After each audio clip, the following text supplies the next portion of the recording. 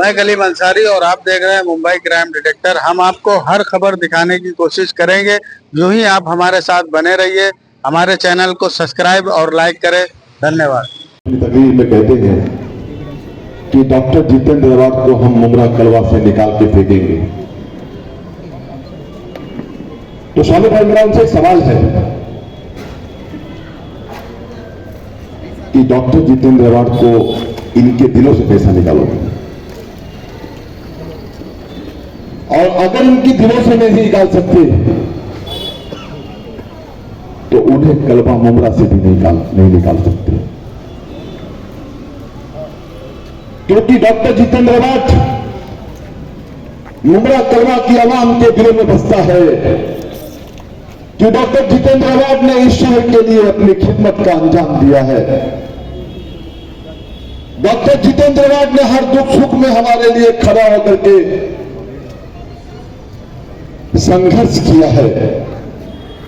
Doctor Jitendra award जब हमारे हुकूक की लड़ाई लड़ने की बात आती है तो शमीम खान बड़ी जिम्मेदारी के साथ कहना चाहता है, अगर सबसे पहले किसी की आवाज उठती है पूरे मुंबई और पूरे महाराष्ट्र में तो उसका नाम डॉक्टर जितेंद्र अवार्ड है। हम इसके लिए उनके साथ उनकी क़यादत में काम करते हैं। मैं मेरी बात करना चाहता हूं। काजी साहब, मुझे नगर सेवक बनने में कोई इंटरेस्ट नहीं, मेरी आगे की कोई सोच नहीं, लेकिन मेरी एक सोच है। मुझे स्वामी में भी कोई इंटरेस्ट नहीं, लेकिन मेरी एक सोच है कि जो लीडर, जो नेता मेरी कौम के लिए अपनी आवाज को बुलंद करता है, जो लीडर, जो नेता अपनी जान को हथेली पे रख करके लड़ाई लड़ता है हमारे लिए, इसके लिए उसके साथ, उसके नेतृत्व में शमीम खान, शानो पठान, मुफ्ती अशरफ, शोर खान, ऐसे बहुत सारे साथी हम लोग उनके साथ मिलकर काम करते हैं। आज मोशन प्लाजा के कॉम्प्लेक्स के तमाम लोगों से ये मैं कहने आया हूं, आपको बहुत तरीके से कंफ्यूज करने की कोशिश की जाएगी कि डॉक्टर जितेंद्र अवार्ड हमारे बीच, हमारे नेता डॉक्टर जितेंद्र अवार्ड साहब आ चुके हैं। मैं उनका खैर मकदम करता हूं, उनका इस्तकबाल करता हूं और मैं साहब आ गए हैं तो सीधा उनके हाथ में माइक देता हूं। एक जोर तालियों के साथ में आपके बीच आपके हकीकत लीडर डॉक्टर जितेंद्र अवार्ड साहब। मोशन प्लाजा में आए हुए सब हजरात, मेरी पर्दा नशीन माँ बहनों, अस्सलाम वालेकुम रहमतुल्लाहि व बरकातुहू। मैं बहुत छोटा भाषण करूंगा क्योंकि वक्त बहुत हो। मुझे एक ही बात बता, क्या मैं आपको पराया लगता हूँ? मैं सबसे पूछ रहा हूँ, क्या मैं आपको पराया लगता हूँ? ये नया क्या शुरू हुआ है? वो अपने वाला है, अपने वाला है। तो 15 साल और जिंदगी भर जिस सोच से मैं लड़ता रहा, वो तुम्हारी सोच हो सकती है? वो तुम्हारी सोच हो सकती है? क्या मेरे को आवाज दो। मैं रात भर सो नहीं पाया हूं, मैं रात भर सोया नहीं हूं कि जिनके लिए मैं लड़ता हूं वो आज मुझे पराया समझने लगे। अपना वाला मैं पराया हूं मैं? जिसने ये बनाया, आप धड़कने व्हाट्सएप, जिसने ये बनाया, जिसने स्टेशन बनाया, जिसने स्टेडियम बनाया, जिसने हॉस्पिटल बनाया, जिसने कब्रिस्तान बनाया, वो आपके लिए पराया हो गए। पूरे देश में विचारधारा की लड़ाई लड़ने वाले 5 नेता है, उनमें से मैं एक हूं जिसने अपनी जान की भी फिक्र दी। हम तुम्हारे साथ हैं, जितेंद्र अवार्ड आगे बढ़ो, हम तुम्हारे साथ हैं। अरे हमारी लड़ाई बीजेपी से है और आज से नहीं है। जब मैं चौथी में तब से मैं आरएसएस की विचारधारा के खिलाफ हूँ, क्योंकि मैं गांधी का पुजारी हूँ और ये देश नथुराम के हाथ में जाने से मैं मरते तब तक लड़ता रहूं। ये देश हम नथुराम के हाथ में जाने नहीं देंगे। यहाँ पे कुछ लोग घड़ी हाथ में रखे, लेकिन पीछे पे कमल टिका के आ रहे हैं। आस्ते आस्ते आस्ते बीजेपी की सोच को मुसलमानों के हलकों में ले जाने का प्रयास कर रहे हैं। बीजेपी ने अच्छा प्लान किया है कि हमारे नाम पे मुसलमान उम्मीदवार मत दो, लेकिन बीजेपी के नाम पे औरों के नाम पे दो तो अंदर घुस। आप क्या इतना पागल समझते हो क्या ईमान वालों को? इतना पागल समझते हो क्या? उनको मालूम नहीं है? लेकिन होशियार रहना, ये जो अपना वाला पराया वाला ये तुमको ले डूबेगा। जब पुलिस स्टेशन में केस हुई और कहा मुमरा में 400 धर्मांतरण हुआ है और 50 बच्चे उठाने के लिए जब यूपी पुलिस मुमरा पहुंची तो ये अपने वाले कहां थे? तब वही जितेंद्र आवाड़ पुलिस स्टेशन में आज जाके आवाज चुराया था कि मुझे एक धर्मांतरण दिखाओ, तब बच्चों को हाथ लगाओ, वरना एक भी बच्चा बाहर नहीं जाने दूंगा। दूसरे दिन थाना पुलिस ने प्रेस रिलीज निकाली कि कोई भी धर्मांतरण मुमरा में नहीं हुआ। पिछले 15 सालों में हुए विकास के कारण आज हमारे इधर बैंक आई कि नहीं आई?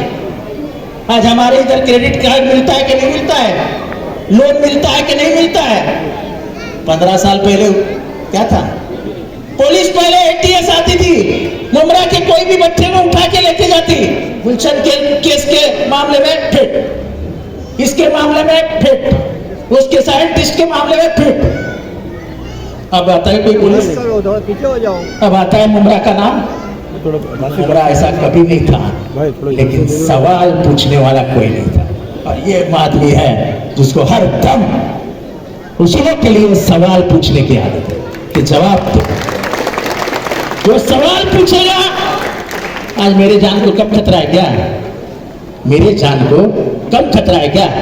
लेकिन जान के डर से ये आदमी ने कभी बोलना छोड़ा है?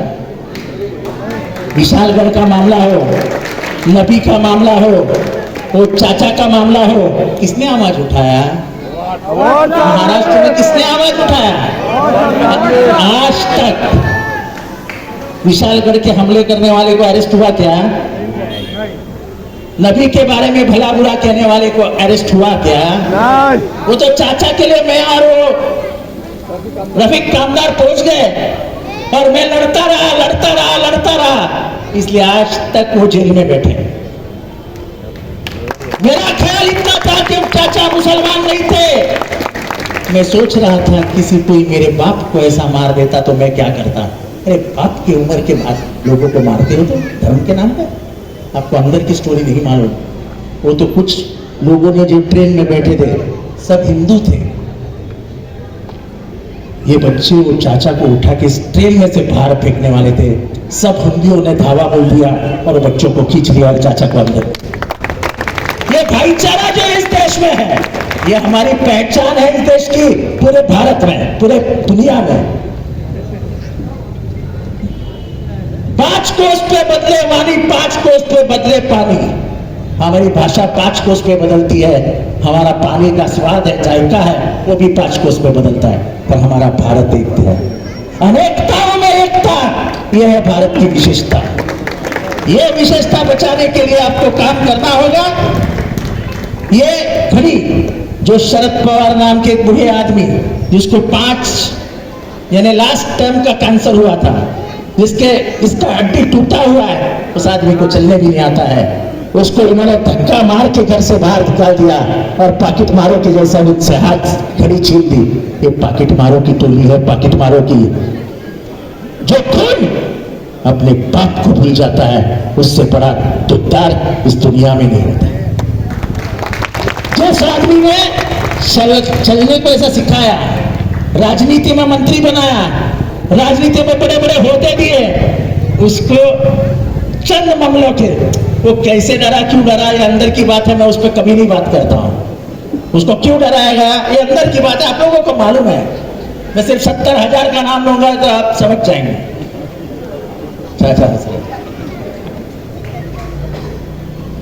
तो आप डर के गए भाई, चुप बैठो। शरद पवार के ऊपर बात करते हैं। और शरद पवार ने तुतारी निशानी ली और लोकसभा में 10 सीटों में से 8 सीटें चुन के लाई। 10 सीटों में से 8 सीटें चुन के लाई। अगर उस बार इलेक्शन कमीशन, अभी एक निर्णय आया है, हमको मारने के लिए बीजेपी ने इलेक्शन आयोग में एक निशानी ऐसी दी थी कि उसको तुतारी कहती थी। सुप्रीम कोर्ट ने कहा आप इसको तुतारी नहीं कह सकते, ये ट्रम्पेट है, इसको ट्रम्पेट ही कहो। अब तुतारी चिन्ह से तो हमारा रहेगा।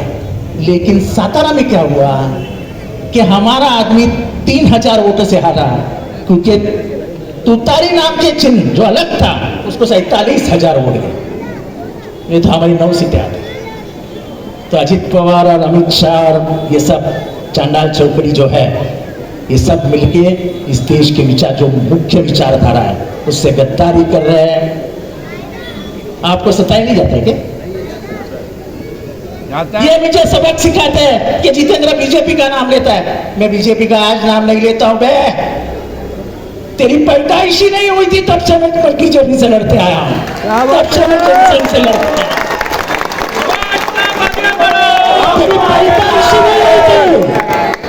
तेरी पैदाइश ही नहीं हुई थी तब से मैं आरएसएस के विचारधारा से लड़ता आया, और लड़ते लड़ते मर भी जाऊंगा तो भी गम नहीं है।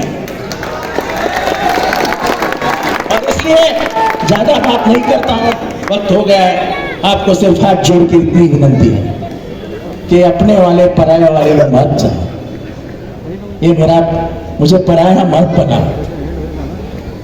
मैं लड़ा हूं आपके लिए, इस बार भी विधानसभा में आपके लिए लड़ने के लिए। हर वो आदमी जिसके ऊपर अत्याचार होता है, अन्याय होता है, उस आदमी के लड़ने के लिए मुझे ताकत दे दीजिए। बटन तुतारी का दबाइए और मुझे कामयाब करके विधानसभा भेजिए। इतना ही कहने के लिए आपको आया। खुदा हाफिज। वो एक आदमी है जो 15 दिन से इधर रहने का है, बोले साहब मैं आपका प्रचार करने आया हूँ, ये पुणे से आया है।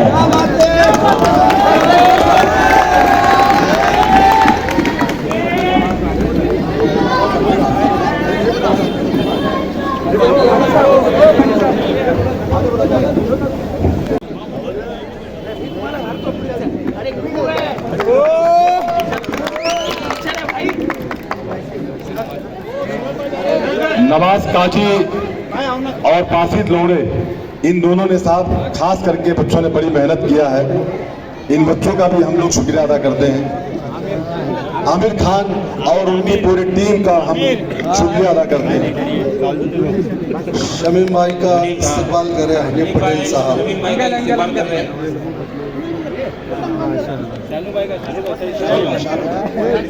सिराज डोंगरे साहब का इस्तेमाल करें।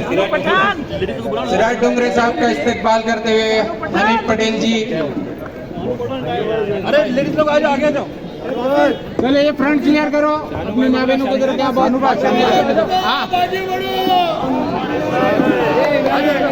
ये भैया जगह दो, लेडीज को जगह दो ना।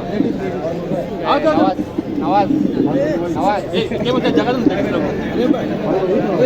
तुमको मिलना है। आजा आजा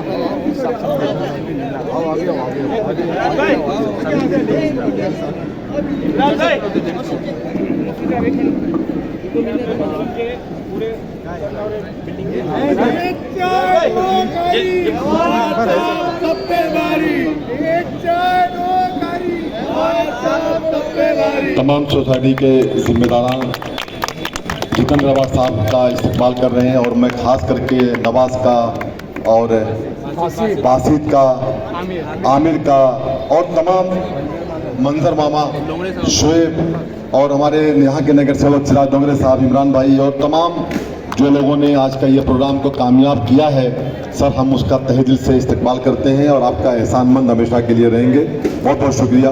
थैंक यू।